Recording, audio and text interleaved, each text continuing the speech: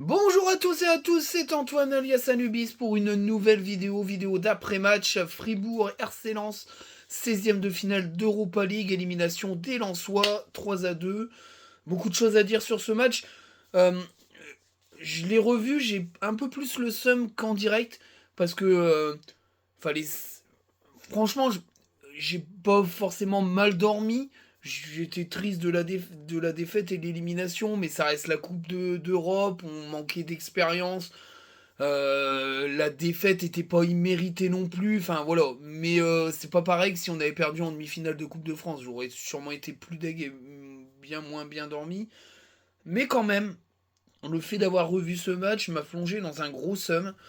Euh, je voulais pas noter à chaud, j'avais enregistré le match, heureusement, parce que en replay ça aurait été un peu compliqué sur RMC Sport. Enfin bref, peu importe la manière dont vous l'avez vu, mais moi c'était un peu compliqué donc je l'avais enregistré. Alors après, il y a des matchs, des fois peux pas voir de replay. Donc du coup, bah, ce que je fais, c'est que je note à chaud les notes et puis ce que je fais d'habitude. Mais par contre, je regarde les résumés parce que je trouve toujours des résumés. Alors c'est moins évident que de re-regarder le match, même si quand je le vois en replay, je passe les arrêts de jeu, etc. Mais en résumé, on voit pas vraiment tout le match et puis on peut pas se focaliser sur les prestations des joueurs. Des fois, dans le replay, je reviens en arrière, je regarde l'action du joueur, etc.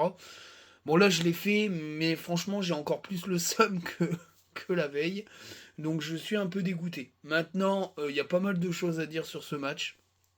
Je pense que je risque de me faire mitrailler sur certaines de mes sorties, mais j'en ai rien à foutre. Après, je dis ce que je pense et ça n'empêche pas pour autant d'être critique, mais d'aimer les choses quand même. Donc voilà, je vous le dis d'avance parce que je pense que je vais prendre des.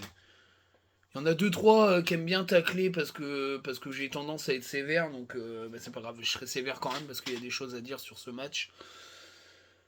Voilà, on va commencer par le 11 de départ avec Brice Samba dans les buts, le trio non légendaire Gradit, Medina et Kuzanov en remplacement de Danso en centrale.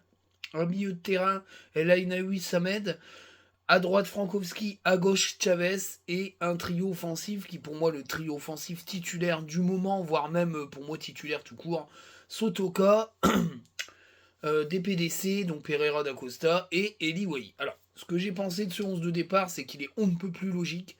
C'était pour moi le meilleur 11 de départ sur le papier, même si un Diouf Samed aurait peut-être été aussi bien. Mais je pense que il avait peut-être cherché à avoir un milieu beaucoup plus défensif parce que El Ainaoui est quand même plus récupérateur que box-to-box, mais il a la capacité quand même d'y aller. Dans la stratégie de Francaise, Samed devait se projeter vers l'avant. Enfin, on y reviendra beaucoup sur la stratégie de Francaise. Et donc, du coup, pour moi, ce milieu de terrain, c'était le choix comment dire, le plus sensé, le plus sage pour démarrer ce match-là. Le reste, c'est du grand classique. Frankowski qui reste à droite et qui est bien meilleur à droite qu'à gauche. Chavez qui continue son apprentissage et qui a montré quand même des choses très intéressantes depuis qu'il est arrivé, même si défensivement on aurait pu dire que c'était un peu light. Dans le reste, moi ça me plaît beaucoup, dans la projection, dans l'intelligence de déplacement. Et puis le trio offensif qui marche plutôt bien ces derniers temps.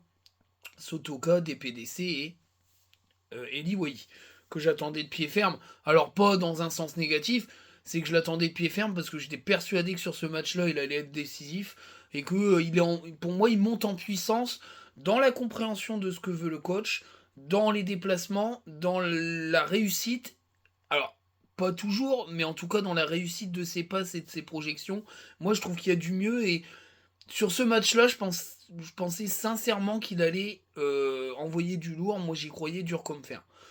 Voilà. Après, pour être sincère, quand je revois la compo de départ et le banc, bah en fait, en sachant le résultat, je me dis que le banc est dégueulasse, quoi. Voilà.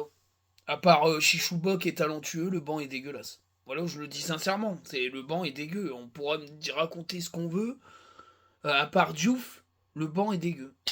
Voilà, c'est tout. Mais si le banc, si ça fonctionne le coaching, parce qu'on a perdu, on fait le résumé après. Mais si le coaching fonctionne, mais j'aurai toujours la même pensée.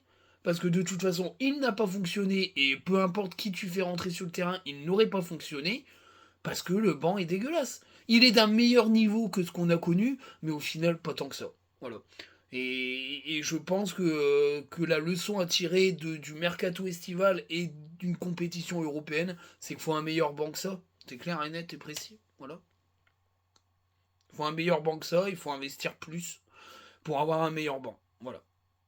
Voilà le topo. Voilà un peu ce que j'ai pensé du 11, mais avant, je veux dire, euh, avant le début du match, c'est-à-dire pas en sachant la fin, je me suis concentré sur le 11 de départ, qui me plaisait bien, qui me semblait logique là-dessus.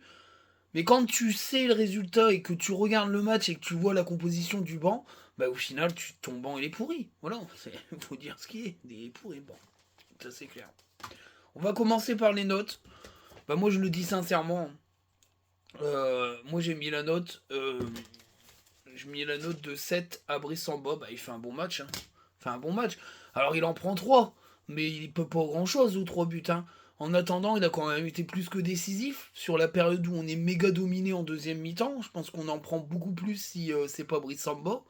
Il a retardé l'échéance, c'est le cas de le dire, c'est le mot. Et du coup, il fait un bon match, clairement. Voilà, les 3 buts, ça n'enlève pas des points. Il peut pas toujours arrêter, il peut pas tout arrêter. Surtout quand il est abandonné par certains défenseurs, c'est pas possible quoi. Tu peux pas le dénoter. Donc moi je trouve qu'il fait un bon match. Medina, j'ai mis la note de 6, fait un match correct. Non, je suis sévère. J'ai mis la note de 7, fait un bon match. Fait un bon match, même si à un moment donné il dégoupille un peu, il commence à mettre des coups machin. Moi je trouve que c'était un de ceux qui a été au niveau, clairement. Je trouve que voilà, j'étais un peu sévère par rapport au. C'est vrai qu'il commençait à jouer des coups assez énervants en fin de match. Je me suis dit, il va pas terminer le match. Mais au final, ça a été un de ceux qui a été au niveau de ce match, clairement, sur tout le match. Ce que je veux dire. Parce que la première mi-temps, on en parlera dans le débrief, elle est magnifique. Mais lui, il a encore été bon en deuxième. Voilà, sauf qu'après, bah, il était pas aidé, mais voilà, moi je trouve qu'il fait un bon match. J'ai mis la même note à Gradit, bah, je trouve qu'il fait un bon match aussi. Gradit, sincèrement, je trouve pas qu'il a été en difficulté. Après, quand le géant autrichien est arrivé, c'était pas la même saucée, mais sincèrement, voilà. Alors, il y a eu aussi la entrée de House Weiss, là, enfin, bref, je sais plus comment ça se dit. Ouais, bon, bref. J'ai fait allemand LV2, mais Milan. Enfin bref, je sais plus son nom, mais celui qui est rentré sur le côté, là, qui a fait beaucoup, beaucoup, beaucoup de mal. Parce qu'il rentrait à gauche, mais il était droitier, il se remettait tout le temps sur son pied droit. L'a mis un peu en difficulté, mais je trouve qu'il fait un bon match quand même, sincèrement. Kouzanov, j'ai mis la note de 5. Après, je peux pas toujours. Enfin, les deux centraux habituels ont fait un bon match. Voilà. Sincèrement, les deux centraux habituels ont fait un bon match. Kuzanov, c'était moyen quand même. Quand j'ai revu le match, il y a pas mal de duels perdus, de prises de risque dans la passe, où il peut faire plus simple, il cherche compliqué et il réussit pas. Les duels de la tête, les relances de la tête ont pas été stratosphériques. Après, sa décharge, il est très jeune, il a 19 ans, c'était un match européen couperé, il n'y avait pas le choix, de toute façon, il n'y a rien sur le banc au niveau défensif, il n'y a que lui. Donc, de toute façon, voilà, puis Aïdara, tu peux pas le faire rentrer en centrale, et Gradit et les Medina sont pas faits pour jouer au centre. Donc c'est moyen parce que tu peux pas dire qu'il a fait un match correct parce que c'est pas vrai parce que sur le sur le but, le troisième but, c'est lui qui rate son duel de la tête et qui remet l'équipe un peu dans la merde. Donc c'est moyen. Maintenant c'est l'apprentissage. Ça reste quand même un joueur solide. Moi je trouve qu'il avait fait en Ligue 1, il apprend assez vite et il a été assez intéressant. Donc voilà, il faut lui laisser du temps. J'ai vu pas mal de tweets assez durs à son encontre, mais certains plus intelligents quand même qui voulaient pas le brimer, pas le blâmer, pas l'acclamer, pas l'accabler, pardon, l'accabler, pardon. Oh là là, j'ai bugué. Mais voilà, là c'est intelligent parce qu'au final c'est vrai, son match est moyen, mais on va pas lui rentrer dans la tronche. Il y en a d'autres qui méritent. Mais voilà un petit peu. Frankowski, moi j'ai revu son match. Je mets la note de 5. Moi, je trouve que son match est moyen. Voilà. Moi, je trouve qu'il a pas pesé assez. Même s'il a eu certaines choses, il a fait pas mal de centres. Les corners, c'était pas toujours ça. Défensivement, je l'ai trouvé assez en difficulté à un moment donné. Il s'est pris un peu de. Il s'est pris quelques coups. Alors, il a une grosse occasion qui foire complètement. Il doit la mettre au fond. Euh, J'ai pas été. Voilà. Il est beaucoup mieux à droite qu'à gauche, où il envoie pas mal de galettes, clairement. Mais moi, je trouve que c'était pas génialissime, quoi. C'était pas génialissime et. Moi, je reste persuadé qu'il peut montrer plus que ça. Il est trop inconstant, Frankowski, sur une saison. Et voilà. Alors, il y a certains qui vont trouver qu'il a fait un bon match. Moi, je trouve que dans l'ensemble, c'est moyen. C'est pas mauvais, parce qu'il a montré certaines bonnes choses. Mais je trouve qu'au cours du match, c'était pas non plus mirobolant. C'était pas mirobolant. Voilà. Après, c'est un avis, hein. On peut ne pas être d'accord avec moi. J'ai mis la note de 7 à Chavez. Ben, moi, je trouve qu'il fait un bon match, Chavez, hein. Franchement, en première mi-temps, il a pocket le japonais, clairement. Dans la vitesse, dans l'anticipation, il est venu le chercher très haut et il l'a empêché de jouer. L'a clairement rendu inoffensif. Moi, j'ai trouvé qu'offensivement, il avait été très peu servi, mais que son match défensif était de très bonne facture.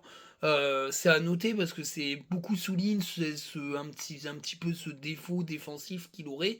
Bah moi j'ai trouvé que son match défensif en première mi-temps il est exceptionnel.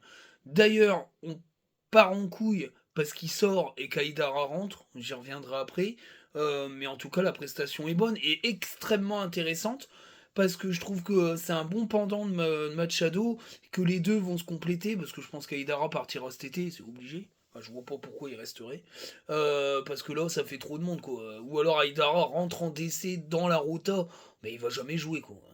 Mais dans ces cas-là, faut plus jamais qu'il rentre piston. Voilà. Si on fait comme ça, Machado et Chavez, faut plus jamais qu'Aïdara rentre piston, il rentre que défenseur central, quoi. C'est obligé, quoi. Vu la presta.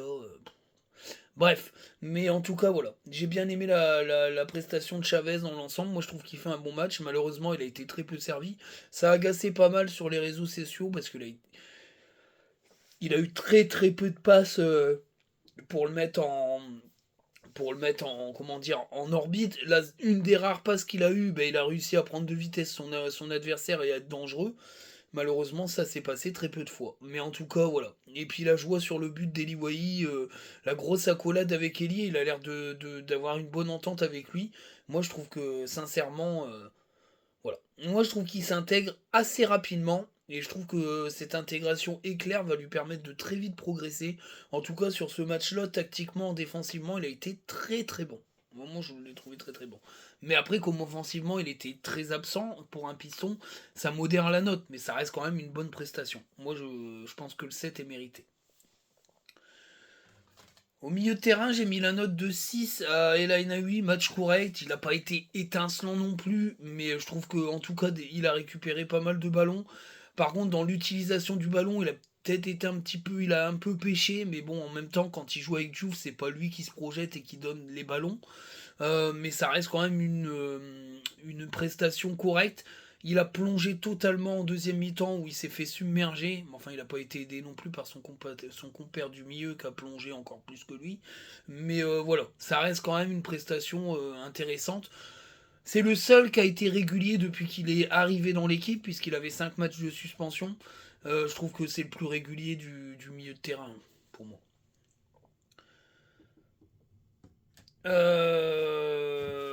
Abdul Samed. Abdul Samed, je mets la note de 5. Parce que défensivement, c'est un match moyen.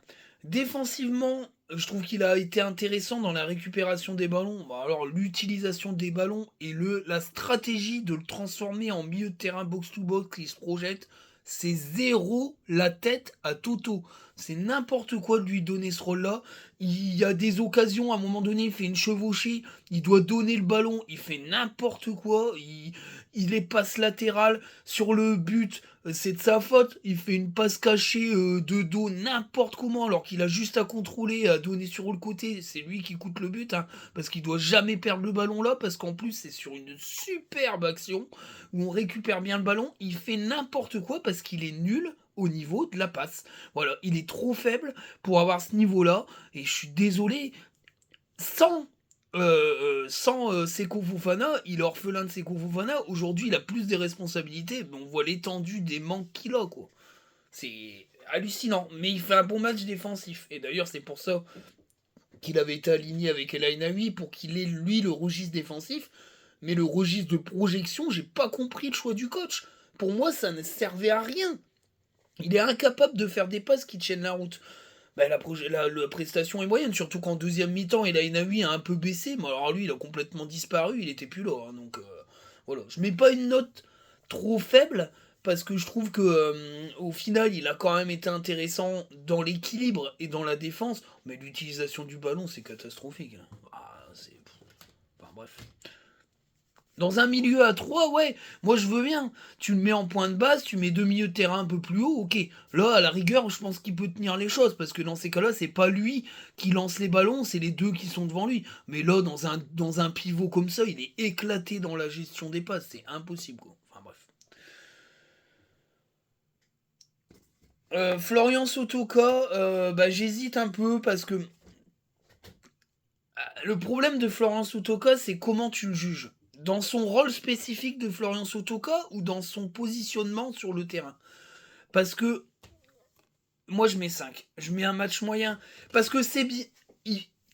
Il a une débauche d'énergie extraordinaire. Il a pas mal défendu.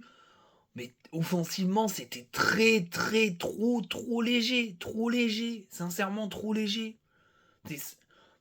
En vrai, c'est pas possible, quoi. C'est pas possible. C'est trop léger.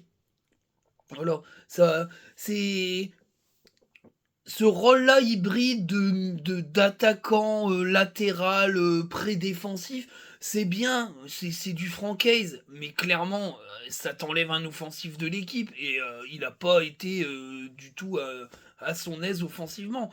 Je suis d'accord avec Seth Warner, d'ailleurs j'y passe le bonjour. C'est un attaquant, quoi. Le rôle défensif de premier défenseur, etc., de pressing, ok. Mais les ballons, il faut qu'il les joue offensivement. Et je trouve qu'il n'a pas été assez bon sur ce registre dans ce match-là, c'est clair. Du début à la fin du match. Il me fait une première mi-temps dans le pressing, dans l'art de l'anticipation, etc., très intéressante. Mais offensivement, c'est trop léger, quoi. C'est trop léger. Pereira da Costa, bah, j'ai mis la note de 6. Il marque un très joli but parce qu'il faut le mettre à la reprise. Il fait une superbe première mi-temps, mais alors par contre en deuxième il a totalement disparu et ça pose un énorme problème de coaching pour Francaise parce que c'est un joueur qui joue 45 minutes, quoi. Mais ça c'est quelque chose qu'on avait déjà pointé, que j'avais déjà pointé quand il était plutôt bon à une certaine époque, c'est qu'en deuxième mi-temps physiquement il a pas la carrure. C'est un des premiers qui doit sortir en fait. Le problème, c'est qu'il doit sortir pour faire rentrer qui. Voilà, bon, après, Fujini, on y reviendra, mais c'est vrai que t'as pas profusion de milieu de terrain de son style dans l'effectif. Voilà, faut le dire. Donc, le problème, c'est ça, c'est qu'il joue 45 minutes. Il a pas le coffre pour jouer 70-80, et voilà, il a très très vite disparu en deuxième. Et il sort, mais il est jamais revenu du vestiaire. Donc, mais ça reste correct parce que quand même il fait une première mi-temps de feu. Bah Eli Wahi, je suis désolé, hein, je mets la note de 8. Pour moi, c'est une des meilleures notes, c'est la meilleure note du match. Pour moi, c'est son match référence. Il a fait une très très très bonne partie. Il marque un très joli but avec un beau piqué, mais il n'y a pas que ça, dans l'attitude. Le pressing, il a été très bon. Je trouve son pressing individuel sur le milieu de terrain en décrochant, il était excellent. Ses prises de balle étaient bonnes, ses passes dans les intervalles, ses déviations, tout était très bien fait, c'était du tout bon. Et il a été récompensé par un but, franchement, c'est une de ses meilleures prestations sur le maillot lensois. Il faut vraiment qu'il apprenne de cette prestation et qu'il la reproduise en Ligue 1. Il va faire des ravages. Franchement, c'était le niveau au-dessus, c'était le niveau européen, mais sincèrement, j'ai trouvé sa prestation très bonne. On parle quand même d'un joueur qui a quand même déjà marqué 3 ou 4 buts en Europe pour une première saison européenne, bah, je trouve que c'est très bon. Donc voilà, tous ceux qui leur chient dessus, bah, moi je vous chie dessus aussi, parce que sincèrement, vous comprenez pas le foot de dire tout le temps que Wai a pas le niveau. Bah, il a clairement eu le niveau aujourd'hui, et je pense qu'il est de loin le seul à avoir le niveau dans l'effectif en attaquant, mais sincèrement, sa prestation a été très bonne. Voilà, pour moi, c'est la meilleure note du match, clairement. On va passer au remplaçant. Bon, Je vais commencer par la meilleure note. J'ai mis la note de 6 à Fujini. Moi, je trouve qu'il fait une entrée correcte. Alors, je sais pas, hein. Mais alors, sur les réseaux, il a pris tartine, hein. S'est fait chier dessus toute la soirée. Pour moi, je trouve que c'est injuste. Déjà, s'il met son occasion là, sur son super slalom dans la défense, on n'a pas la même façon de voir les choses. Moi, je trouve qu'il a donné pas mal de bons ballons. Après, c'était pas génialissime. Mais franchement, moi, je trouve que c'était une entrée correcte. Il a pas baissé le niveau par rapport à Pereira da Costa, même si Pereira da Costa il marque. Mais moi, je trouve qu'il a apporté certaines choses. Après, les corners, les coups francs n'ont pas été non plus mirobolamment bien tirés. Mais moi, je trouve que c'était assez correct. Voilà, moi, je le dis. J'ai bien aimé. J'ai pas trouvé ça dégueulasse comparé à d'autres entrées. Je suis désolé, un petit coup de fatigue. Pas trouvé ça dégueulasse. Voilà. Je suis en train de chercher qui est rentré. Fulgini. Parce que là, je veux faire les meilleurs pour la fin. Fulgini qui est rentré. Guilavogui, Aïdara. Aguilar. Il y avait un cinquième. Et Diouf. C'est bon. Aguilar. Aguilar. Rentrée moyenne, il a pas trop pesé, il a encore la caravane au cul, physiquement il a du mal, il a une grosse occasion, il doit mieux frapper, il doit mieux faire sur sa frappe, aller trop proche du gardien, mais c'était plutôt bien joué, mais ça reste moyen quand même, j'ai trouvé qu'il avait pas mal souffert défensivement, il a connu meilleur Aguilar, mais après il doit commencer à être fatigué parce que c'est pareil, c'est une saison pleine pour lui, hein, alors que l'année dernière il a quasi pas joué, donc peut-être qu'il commence à un peu tirer la langue aussi, hein, voilà, je pense qu'avec une bonne prépa, il pourra revenir très en forme l'année prochaine, mais c'est vrai que je l'ai trouvé assez moyen sur ce match. Diouf, très bonne entrée. Très bonne entrée, Diouf. Il a changé les choses, il a redonné un coup de boost, ça chevauché, il fait une frappe, le gardien fait une bonne parade. Mais sincèrement, Diouf, ah, très intéressant. Très intéressant dans sa gestion des ballons, des temps forts. Moi, j'ai trouvé très bon. Moi, après, je pense qu'il va être titulaire face à Monaco. Alors, est-ce que ça sera Nampalys Mendy avec lui ou Samed, je sais pas. Mais en tout cas, ce qu'il a montré, c'était vraiment très intéressant dans son entrée. Voilà. Moi, je pense que Francaise doit lui faire confiance pour toute la fin de saison. De toute façon, il y a des joueurs qu'on verra quasi plus jouer, hein. Il n'y a plus de compétition. Son fameux groupe restreint n'existe pas puisqu'il a un gros groupe. Donc ça va pas être évident. Donc voilà. Ça risque d'être quand même assez compliqué. En sachant que si Machado revient, je pense qu'il fera sauter, je pense, Chichouba. Voire peut-être Guilavogui. C'est pas. Enfin bref, on y reviendra après. Mais en tout cas, voilà. Moi j'ai trouvé que c'était une très bonne entrée de la part d'Andy Diouf, qui montre qu'il a le niveau, hein. Clairement. De toute façon, ça a été un des meilleurs. Ça a été le meilleur jeune de Conference League, je crois, si je dis pas de conneries. Ou d'Europa League. Je crois que c'est Conference League, je ne sais plus. Mais non, il faut. Sincèrement, très bonne entrée. On va finir par les meilleurs. Par les meilleurs. The Champions. Aïdara. Ah, cataclysmique. Cataclysmique. Moi, je suis désolé, son entrée, c'est une honte pour le football. Autant j'ai trouvé très intéressant défenseur, là il est rentré, alors c'est pareil, ça décharge, c'est pas un piston, mais quand même. Moi j'ai trouvé dans son entrée une désinvolture et un manque de sérieux incroyable. La première faute là où il se laisse tomber, où il y a une grosse occasion, c'est honteux la grosse occasion, parce que c'est pas normal. C'est pas normal de se laisser tomber dans un duel et croire qu'il va y avoir faute. On n'est pas avec Frappard, ni je sais pas qui en Ligue 1, t'es en t'es en Europe, et en Europe ce genre de contact ne se siffle pas parce qu'il n'y a pas faute. Il fait la même chose juste après dans la surface de réparation, il n'y a jamais faute sur le troisième but. C'est une honte. Sa prestation est lunaire, il n'a pas été bon d'une seule minute de jeu, il s'est fait bouffer défensivement, je suis désolé, c'est un zéro, et franchement, faire sortir Chavez pour faire rentrer Aïdara, c'est n'importe Nawak, surtout pour fermer, alors qu'il est incapable de défendre en tant que piston, il sait pas se situer. C'est n'importe quoi. N'importe quoi. On va continuer dans les champions. Guilavogui, 0. Cataclysmique. Cataclysmique. Sincèrement, je suis très en colère. Ce mec a coûté 4,5 millions d'euros, autant que Cortés. Résultat, c'est Cortés qui s'en va parce qu'il y a des manques. Non mais lui, si Cortés a des manques, mais lui, il a quoi Il a quoi?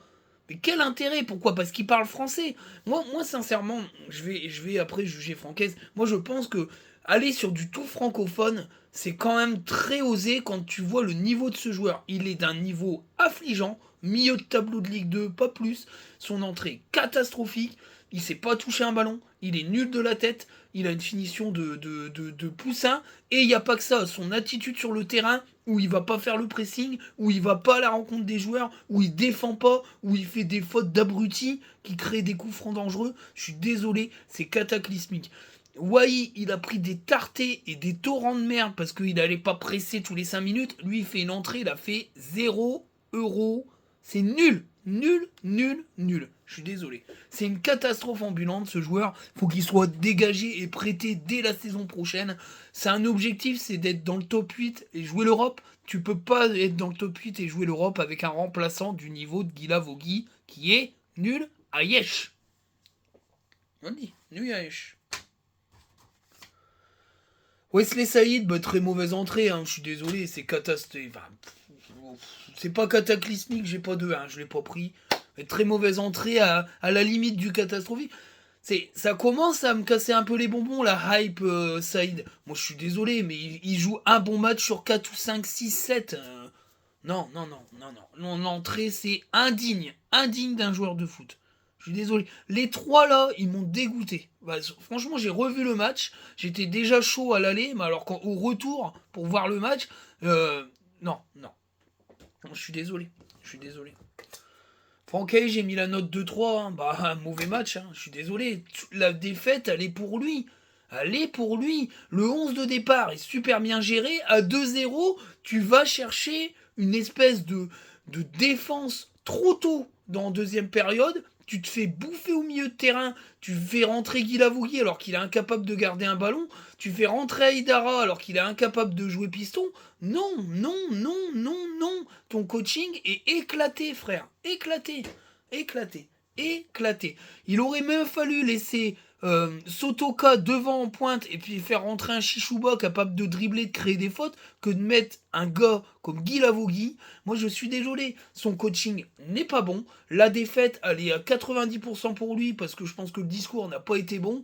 Alors après, en après-match, il dit faut mettre le troisième but. Mais tu veux mettre le troisième but en faisant rentrer Guilavogui? Non mais what the fuck? What the fuck? Alors j'ai beaucoup d'estime pour Francaise, j'aime beaucoup. C'est le meilleur coach français actuel, je ne cesse de le dire, mais sur ce match-là, il a fait plantade. Plantade. Il n'a pas été bon dans son coaching. Moi, je suis désolé. Je pense que Francaise a un problème quand même avec tout ce qui est non francophone. Il a 3 stars. Frankowski, Danso, Medina, qui ont performé parce que ce sont d'excellents joueurs qui ont le niveau européen.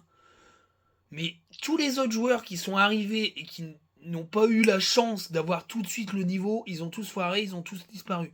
Les Berg, les machins, les bidules, les Bouxol, les trucs. Dès que ça parle pas français et que ça performe pas au bout de 5 minutes, ils sont morts et grillés. Moi je suis désolé, non. Je suis désolé. Tu fais partir Cortés, tu fais une déclat officielle en disant qu'il a des manques. Mais Guilavogui, qu'est-ce qu'il fout là, comme je le dis? Si Cortés a des manques, mais Guilavogui, c'est pas des manques qu'il a. Il est unijambiste. Ah non, non, non, c'est pas possible. Moi là-dessus, j'arrive pas à suivre Francaise. Moi, je pense que c'est une de ses rares failles, parce qu'il en a très peu. C'est la gestion d'un effectif. Dans le sens, la gestion d'un effectif avec des nouveaux joueurs. Et moi, j'ai l'impression que depuis qu'il y a un micro-renouvellement, ça fonctionne pas. Le mercato, de toute façon, a été foiré, hein, puisqu'au final, quand tu vois le banc, il n'y a pas d'évolution et les nouveaux joueurs ne performent pas, à part certains. Non, je suis désolé, c'est un mauvais coaching. Pour moi, l'élimination de Lens, c'est 90% Francaise. Voilà, parce que c'est lui qui fait les choix de coaching et de remplacement. Et voilà, il s'est vautré, c'est tout. Alors après, il va commencer à dire ah, bah, taper sur machin, gna gna gna. Bah ouais, non, on est obligé, quoi. Quand tu vois l'entrée de Guilavogui et d'Aïdara, t'es obligé de leur taper dessus. Oh, et Saïd, c'est pareil. Ah, c'est pareil, hein. Ceux qui me sortent Saïd titulaire, faut envoyer Wai sur le banc ou en réserve. Bah, allez, arrêtez. Vous êtes. C'est pas possible. Je ne peux même pas entendre ça. Voilà. Et c'est tout. Mais Francaise, c'est un excellent coach. Mais je pense qu'il est encore jeune. Il manque d'expérience. Et que il va falloir qu'il évolue sur certains coachings. Mais après, il fait peut-être avec eux ce qu'il a. Mais il les a choisis, les joueurs. Et il a choisi de ne pas en prendre. Et il a choisi de ne pas en vendre. Et il a choisi de ne pas en laisser partir ou de ne pas en prêter. Donc non, voilà. Pour moi, il avait un regard sur ce mercato et il l'a planté. Voilà. Son banc n'est pas au niveau pour jouer 3 compétitions et je ne sais pas s'il est vraiment au niveau pour jouer la Ligue 1 parce que moi je trouve aucune plus-value dans les changements à part quand c'est des titulaires qui sont sur le banc et qui fait une rota à certains postes. En tout cas, voilà, au poste d'attaquant, il n'y a personne derrière Eli Wahi, il faut clairement le dire, c'est une réalité et il va falloir creuser parce qu'en plus si Eli Wahi fait une saison et s'en va parce que il vit mal cette saison où il a été quand même pas mal critiqué et où il n'a pas réussi à se lancer, si il y a un club qui met 30 millions et qu'on le revend parce qu'il veut se barrer, ben résultat, tu n'auras plus aucun attaquant. Tu démarres la saison avec Guy Lavogui et Saïd en pointe pour démarrer la saison 2025, je peux te garantir que t'es comme ça, hein. Ça c'est clair, net et précis. Voilà. C'est une dinguerie, c'est tout, c'est une dinguerie. Guy Lavogui il est zéro et Saïd il est pas assez bon sur le long terme. Donc voilà. Donc moi je trouve que ce coaching il a un petit peu à l'image de la première du premier mercato estival de Francaise raté. Voilà. C'est tout. Donc on va parler du débriefing. Alors la première mi-temps, c'est un chef-d'œuvre. Voilà, c'est un chef-d'œuvre. C'est là où Francaise excelle, c'est dans l'utilisation d'un 11 de départ fait de ses cadres et de ses titulaires, on va dire en grande partie. Ce match a été hyper bien géré. Enfin, cette première partie de match a été hyper bien gérée. Fribourg a été écrasé par la tactique lensoise. On marque sur une action où le gardien fait des craquettes. D'ailleurs, le gardien de Fribourg était un peu éclaté. Je pense qu'il aurait peut-être fallu frapper plus que ça pour le mettre en danger parce qu'il était vraiment pas serein. L'ouverture du score, elle est logique. Même si Fribourg a fait quelques accélérations, Chavez a hyper bien défendu, ce qui fait que le japonais a été complètement éteint, et c'est un des rares de cette équipe-là à avoir une puissance d'élimination. Et d'ailleurs, il a un sacré coup de patte parce que ses corners sont très dangereux. C'est pareil, ça aussi, ça nous manque, hein, des tireurs de coups de pied arrêtés vraiment forts, on n'en a pas vraiment. Et, cette première mi-temps, c'est un chef-d'œuvre. Et c'est un chef-d'œuvre aussi pour Eli Wahi. Je pense que c'est un match référence pour lui. C'est une mi-temps exceptionnelle où il a été au four et au moulin dans la technique, dans la récupération, dans le pressing, dans l'utilisation du ballon. Il a été très bon. Florian Sotoka a eu un rôle un peu hybride défensif, comme je l'ai dit, mais offensivement, c'était pas ça. Mais de toute façon, DPDC était là un peu pour compenser ça. Et il a été récompensé d'un but. Et puis voilà, le deuxième but arrive dans la foulée sur une superbe transversale de Grady, qui a encore une fois montré sa qualité de. Ouais, c'est pas si c'est une transversale ou c'est une passe. Ouais, c'est une passe en profondeur lobée, je dis une connerie, c'est pas une transversale. C'est une passe lobée en profondeur de Grady.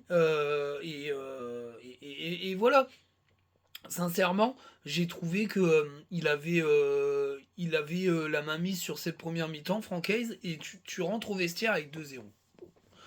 Tu sais que Fribourg va te rentrer dans la gueule. Même s'ils sont en difficulté chez eux en Bundesliga, ça reste une équipe qui a fait une très bonne saison. Il y a un public qui est exceptionnel, même s'il était un peu éteint en première. Il a démarré en deuxième. Et je sais pas ce qui s'est passé, quoi. La deuxième mi-temps, c'est une catastrophe. Voilà, c'est une catastrophe collective, mais c'est une catastrophe de coaching, surtout. C'est un très mauvais coaching de Francaise, qui a vu qu'on se faisait rentrer dedans sur les 15-20 premières minutes, et qui décide, dans un coaching, de dire, allez, on ferme. Voilà. Mais on ferme avec des paraplégiques. Voilà. C'est un peu le résumé de la deuxième mi-temps. C'est Francaise, il veut fermer boutique avec des paraplégiques. Donc bah c'est mort. Tu sors Wai, tu fais rentrer Guy Lavogui. Alors, il y a Fujini qui rentre à la place de DPDC. C'est ça les deux premiers changements, je crois. Si je dis pas de bêtises. Mais déjà, à un moment. Enfin, c'est pas Fulgini qui pose problème parce que dès la première action, il peut marquer quasi. Mais puis Abdul Samed te fout un peu dedans avec la réduction du score. Et c'est là que tu commences à prendre la foudre. Mais, mais ce coaching catastrophique, parce qu'à partir du moment où tu sors Wai, t'as plus d'attaquant. Mais tu subis encore plus en fait, parce que Guilavogui a fait un pressing d'enfoiré, et tu subis à mort. Derrière, bah tu prends le deuxième but, même s'il y avait possibilité d'un, tu prends le deuxième but, t'es un peu, voilà, t'es un peu dans la merde, parce que le deuxième but, bah, sincèrement, il est mérité, mais il est mérité pourquoi? Parce que ton attaquant il défend plus et que t'es submergé. T'es totalement submergé. Et, euh, et voilà, c'est prolongue. Alors qu'à 2 minutes près, t'es qualifié. Après, ben, Aïdara, il rentre, il est complètement éclaté au sol, et voilà, en fait, tu te dis en prolongation, on repart un peu à zéro. Mais en fait, les changements sont catastrophiques. Catastrophiques. Et Aïdara, il est là pour fermer la boutique et essayer d'équilibrer le truc. Il est éclaté, frère. Et il te fait perdre le match. Et tu fais rentrer Wesley Saïd qui est fantomas. Il sert à rien. À strictement rien. Il y a que Diouf qui a réussi à donner un peu de peps et à donner de l'énergie et à remettre du danger. Mais je suis désolé. Le coaching est éclataxe au possible. Voilà. Et il montre l'extrême faiblesse du banc lensois, mis à part Diouf. C'est catastrophique. Alors Aguilar, il est assez moyen dans son entrée. Il a eu du mal à se mettre dans le rythme du match parce qu'il y a un énorme rythme des Fribourgeois. Je pense qu'on dit ça. J'espère que c'est ça. Mais qui méritent leur qualif parce qu'ils ont souffert. Ils ont perdu la première mi-temps. Ils ont gagné la deuxième, 2-0. Ils ont repris et puis ils ont gagné les prolongues. Pour moi, il n'y a rien à dire sur la défaite lensoise. Elle est méritée. Mais elle est méritée parce que ton coach, il s'est foiré. Et je le répéterai plusieurs fois dans cette vidéo. Voilà. Il est foiré aussi de cet été en décidant de ne pas avoir un banc plus qualitatif. Et en choisissant de dire ces joueurs-là, ils vont faire l'affaire. Ben non, ils font pas l'affaire. Voilà, frère. Ils font pas l'affaire. Tu prolonges Saïd. Moi, je veux bien. Hein. Mais non. Il faut acheter un attaquant. Tu prêtes Buxa, tu prends un mec à 4,5 qui est éclaté. Tu prends Oscar Cortés. Alors, en plus, dans la tête à Franquet, il voulait lui apprendre à être un piston, mais c'est n'importe quoi. Enfin, c'est un ailier offensif attaquant. Il faut arrêter avec cette connerie-là de vouloir mettre tous tes attaquants en piston, que ça soit le gamin Boli ou voire même des PDC qui a été placé en piston. C'est du n'importe quoi, c'est du bricolage parce que t'as pas de sous. Oh, bon, je veux bien, mais ok, bon bref. Mais en tout cas, voilà, la prolongation, ça a été une longue litanie, on a été en dessous de tout, et voilà, alors on a des occasions de revenir au score, mais franchement, c'était pas mérité, gros. C'était pas mérité. Parce que les joueurs ont pas été bons, les entrants ont été catastrophiques. Et c'est pas forcément bon signe pour le suite de la saison. Et d'ailleurs, c'est pas bon signe pour eux, parce que comme il n'y a plus d'autres compétitions, ça ne tournera plus. Donc ça va être très très compliqué quand même. Les places vont être chères. Et même si Francaise fait rentrer 5 joueurs, tout le monde ne pourra pas jouer. Hein. Donc il y a des joueurs qui vont pas beaucoup jouer à la fin de la saison. Ça c'est clair et net. Mais le résultat, c'est qu'on est éliminé. Hein. Voilà, bon. C'est fait. Alors Marseille sauve l'honneur puisque tout le monde s'est fait sauter hier soir. Marseille sauve l'honneur. Ils seront donc en huitième. Donc pour l'instant, on attendra de voir ce que va faire Paris la semaine prochaine. Parce que là, je me souviens plus du résultat de Feyenoord, mais en tout cas, l'Ajax s'est qualifié. Donc c'est quand même bon. Alors attendez, je vais regarder un peu parce que j'ai un doute. Je me rappelle plus. Mais je vais le savoir. Hein. C'est pas. Je vais le savoir. Attendez, je fais une petite pause pour vérifier. Parce que j'ai un doute. Je ne m'en rappelle plus. Alors. Bah, c'est rare dans mes vidéos que je fasse ça. Hein. Hop. Mais je le fais quand même parce que je voudrais bien, pour mon analyse, c'est quand même important de savoir ce qui s'est passé. Donc je sais que l'Ajax s'est qualifié face à Bodo Glimt. Alors.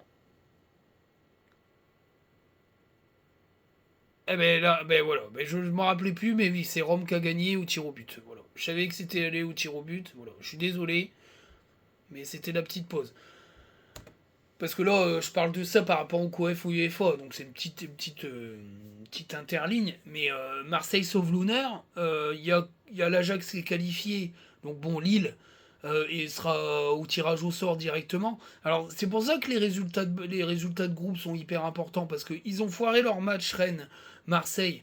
Bah, résultat, Marseille passe, mais Rennes part en couille, et Toulouse, bon, c'était sûr qu'ils finiraient pas premier, mais sincèrement, Rennes a merdé le canon, hein. Voilà, tu finis en barrage face à une grosse équipe du Milan, bah, tu te fais niquer, hein. Voilà, tout simplement. Donc malheureusement, voilà, c'est triste à dire, mais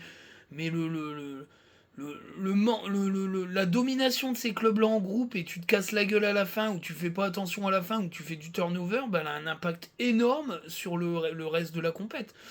Donc voilà, bah, jeudi noir, hein, sur les 4 qualifiés, bah, on n'en a plus qu'un.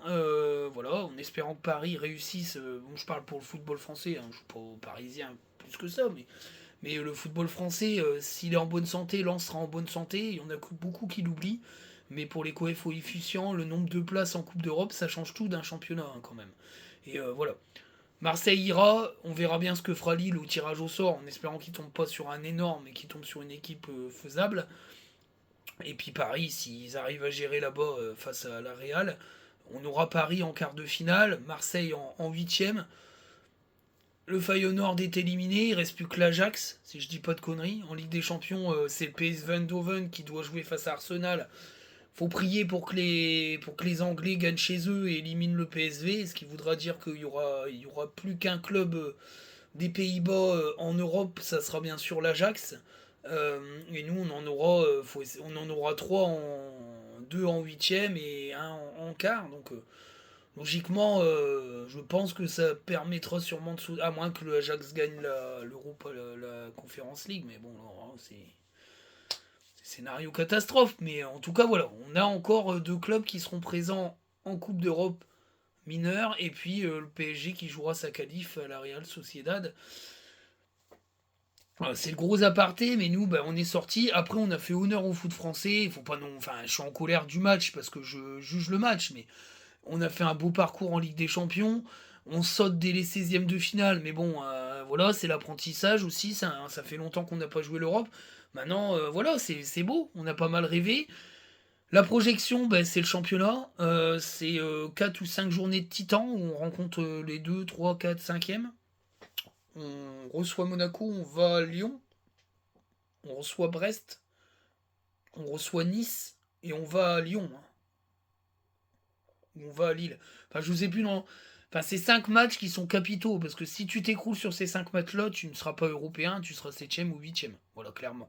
Donc, euh, Donc voilà, parce qu'après, il y aura trop de retard, hein. C'est des confrontations directes, il faudra que les autres perdent derrière, je pense que ça va être très compliqué.